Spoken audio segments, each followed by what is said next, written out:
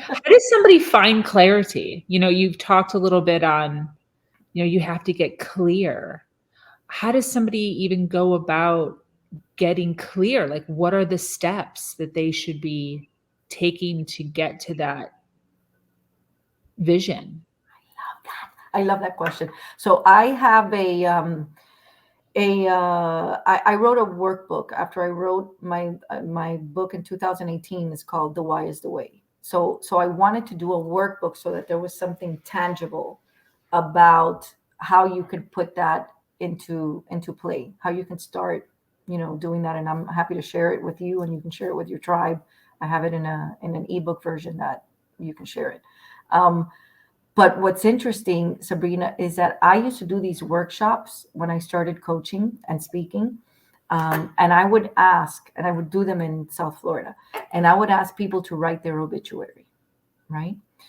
Because if you know what you want it to sound like at the end, you can sort of reverse engineer.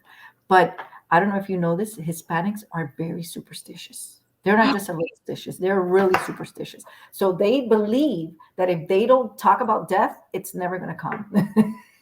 So you say the word obituary and nobody wanted to play. Like nobody wanted to play. So I decided, listen, instead of doing an obituary, let's do a centenarian speech.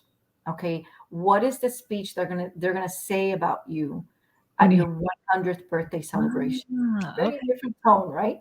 Yeah. So people ask me, well, what does this mean? I said, listen, you're sitting in the audience and someone is delivering a speech about you at 100. What does your life look like? What have you done? What have you accomplished? Who have you served? Who have you helped? How have you made an impact to change the world? All of that stuff. And what I caution people, especially women, is you got to leave modesty and humility out of the equation when you're writing that speech. Okay. Ooh. Because we suck at that. And Yes. and you have to leave modesty and humility out of the equation. So what I tell them is just get into a space and make sure that you're giving yourself the space and the grace to just give yourself some time to start writing. Hardest thing is the first sentence. Once you have that first sentence, you're going to go. So I started doing this at these workshops, and I would make the people read them. They didn't know I was going to do it. And let me tell you, the most beautiful tears I have ever shed or seen people shed have been sharing their centenarian speeches, because that was the first time probably ever, or at least in a long time since they were children, that they actually allowed themselves to dream. Wow. Since it was an exercise, part of the workshop, they felt they had to participate.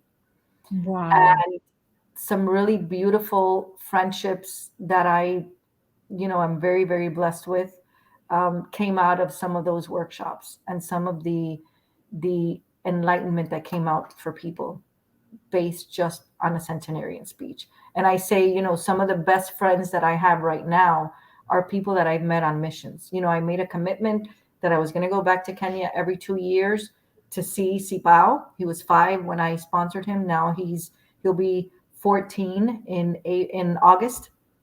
And I've been back every couple of years to see him because I want him to know that he's important. I have 18 other children that I sponsor around the world, my family and I, and I want to make sure that the children know that I exist. So I'm very intentional about doing mission trips. I love bringing people to experience it for the first time. And speaking about tribe, the friendships are very easy to make when I'm mission tripping because there's so much alignment. These people are dedicated to generosity and compassion, and so I only mentioned that because I knew what I wanted it to look like later. I want to know how my granddaughter is going to be bragging about me to her friends. Wow. So I have to do what I know I want to do so that she's saying what I want to come out of her mouth. Not for me, not for ego, but just for her to be proud and for her to have a a different bar or a different summit for her to stand on and go to the next summit. Same for my kids, you know.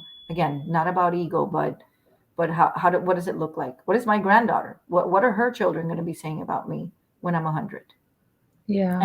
And I plan to live to be 100. If I die today, I go happy, Sabrina, I promise, because I have lived enough for 2 lifetimes. Yeah. But I still plan to live to be 100. Yeah.